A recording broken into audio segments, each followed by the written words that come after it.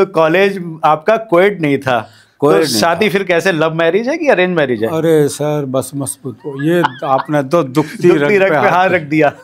क्या था जी, अब कोई रिश्ते वाले आते थे, इश्क तो हुआ ही नहीं ना जी भाई, एक तरफा इश्क तो कितने कर ले आदमी। हाँ। वो तो हम रोज कर लेते थे, कोई लिमिट नहीं है, वो तो हम रोज कर लेते थे। लेकिन वैसा इश्क तो हुआ नहीं जी। अब अरेंज मैरिज में रिश्ते आते थे, वो आते थे पूछते थे हाँ जी लड़का क्या करता है, बोले जी कवि है। नहीं वो तो ठीक है, पर करता क्या है? कुछ करने लगे तब बताना। उसके बाद वो पलट के नहीं आते थे। अच्छा, नहीं आते थे सर। अच्छा, बड़ी समस्या हो गई।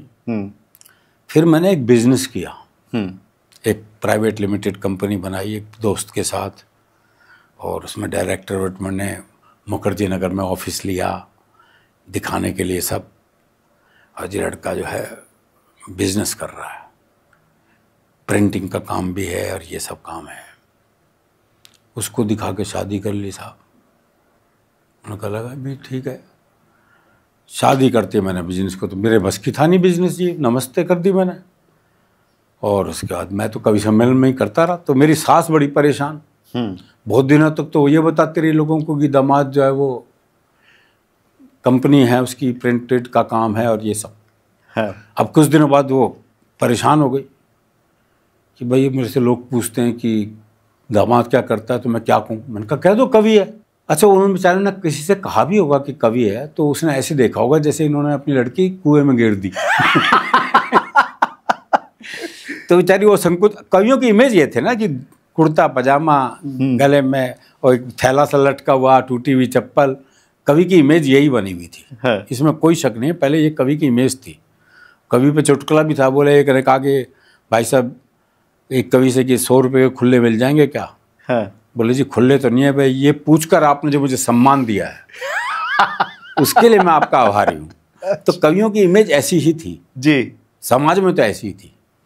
तो लेकिन फिर बाद में धीरे धीरे जब उन्हें पता कि भाई लड़की को कोई दुख कष्ट नहीं है आर्थिक रूप से, तो फिर उन्होंने कहना शुरू कर दिया। फिर थोड़ी थोड़ी लोकप्रियता भी होगी तो वो बताने में गर्व भी महसूस करने लगे। ये धीरे धीरे परिवर्तन हुआ, एकदम से नहीं आया ये परिवर्तन। लेकिन आप सासू माँ का मजाक बहुत उड़ाते हैं, आपकी मैंने जो भी कविताएं सुनी है। नहीं नहीं सर, सासू माँ मेरा मजाक उड़ाती होंगी, मैं कैसे उड़ा सकता हूँ? कुछ सुना दीजिए एक बार फिर से। दरअसल अब हमारे हरियाणा में संबंध हास्य रस में हैं सारे जी। ये सास बहू दामाद ये हास्य रस से ही भरे पड़े हैं। वो एक बहू जो है पीहर पहुंची, अपने मायके गई तो माँ ने पूछा, बोले बेटी दामाद वो खाने में क्या पसंद है?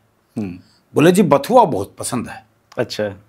अब जब दामाद बहू को रहने पहुंचा तो बथुए का साग, बथुए की भुजी, बथुए का रायता, बथुए की रोटी, बथुए का पराठा, और तो और सलाद में ही बथुआ। अगले ने 2 मिनट तो थाली देखी, फिर बोला सासू इससे अच्छा मैंने बथुए खेत में छोड़ जाती। भाई ये संबंध हास्य रस में। वो सास ने दामाद का तिलक किया जी और 21 रुपए हाथ में रख दिए। बताओ जी आज के ज़माने में 21 रुपए कौन ले?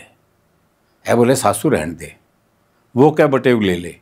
आधे घंटे तक यही बहस होती रही, वो क्या सासू रहने दे, वो क्या बटेव ले ले। इतनी देर में साली बोल पड़ी, हे जीजा ले लेना, 6 केले ही तो लाया था। तो करा लो खातिरदारी, 6 केले तो लेके आया था। हाँ, तो हमारे सारे संबंध हास्य रस में है।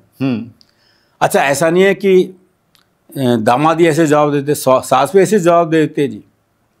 वो एक का दामाद बहुत काला था, बहुत ही काला भाई, सुपर काला।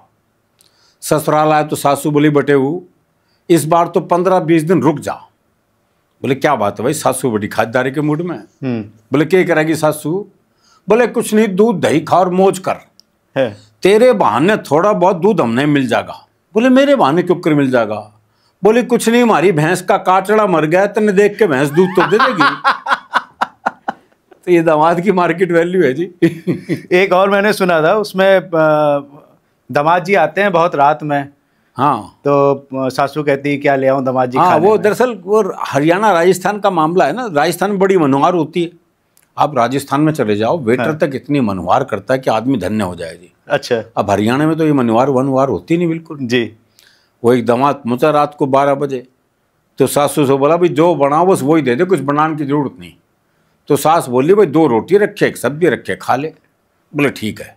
तो सास ने 2 रोटी और सब्जी लाकर रख दी। तो अगले ने 1 रोटी वापस करी। तो सास बोली वापस क्यों दे है? बोले बाद में बूझ जाएगी नहीं, एक और लो एक और लो। तो ये मनवार हम खुद करा लेते हैं जी, दूसरे के भरोसे नहीं रहते। अभी खाना खाने आप शायद गुजरात चले गए थे, वहां पे बहुत छोटी छोटी कटोरियां आ गई थी। दरअसल क्या है, हाथ से अपने ऊपर हाथ से लेना बड़ा मुश्किल काम होता है जी। और शुद्ध हास्य की बात है। उसमें भी लोग बड़े परेशान हो जाते हैं कि जी आपने गुजरातियों से नहीं कहा गया, ये बात आनंद की है, उसका आनंद लेना चाहिए। नहीं, गुजरातियों में आप देखो खाली छोटी छोटी कटोरियाँ होती हैं। सच, ये सच घटना है बिल्कुल जी। मैं गया था तो एक गुजराती परिवार के यहाँ खाना खाने पहुंचा, तो छोटी छोटी कटोरी में सब्जी। मैंने कहा इन्हें खाऊं सूंघूं। वो जामन जितना दही। अब हमारे हरियाणा में तो कटोरा भर के दही नहीं मिले तो काहे की दही से। अच्छा, वो फुल्का आया जब पहला, ये साइज था गोलगप्पे जितना। अच्छा। मैंने सोचा 35-40 खाऊं जब जाकर बात बनेगी। लेकिन अगला तो मेरे से भी ऊंची चीज था। अच्छा। 5वां फुल्का देते हुए बोला ये तो लेना ही पड़ेगा। भाई वाह, जो मजा आ गया। लेकिन एक चीज बताइए, आप हरियाणा की इतनी ज्यादा आप मजाक उड़ाते हैं वहाँ के लोगों का, वहाँ की बोली। मजाक नहीं उड़ाता सर, ये वही तो बात है, लोग बाग इसे मजाक उड़ाना सब। ये हास्य बोध होना बहुत मुश्किल काम है। अच्छा। हास्य बोध अंदर से आता है, ये हास्य है हमारे यहाँ, सहज हास्य है सर। ये उसके लिए कोई वो वैसी बात है। अब जैसे लखनऊ और हरियाणा में क्या अंतर है, ये एक पंक्ति में स्पष्ट हो जाता है जी। वो एक लखनऊ के आदमी ने हरियाणा के आदमी से कहा, बोले भाई साहब मैं आपको एक तकलीफ दे सकता हूँ? हरियाणा वाला छूटते बोला बोला देगा देख। देख फिर बताओ। ये भाषा का एक सौंदर्य है, उनकी जो भाषा है उसमें मिठास है। हमारे यहाँ थोड़ा अक्खड़पन है। हाँ। उसका आनंद है और उसका आनंद लेना चाहिए। हरियाणा का आदमी मस्ती में रहने वाला आदमी है सर, वो मस्ती में रहता है, खुश मिजाज रहता है। तो ये आनंद की बात है बस। बोली में भी आप और हम का प्रयोग नहीं है। ना ना ना ना, तू सीधा, हम तो ईश्वर से भी तू कह के बात कर रहे हैं। हाँ।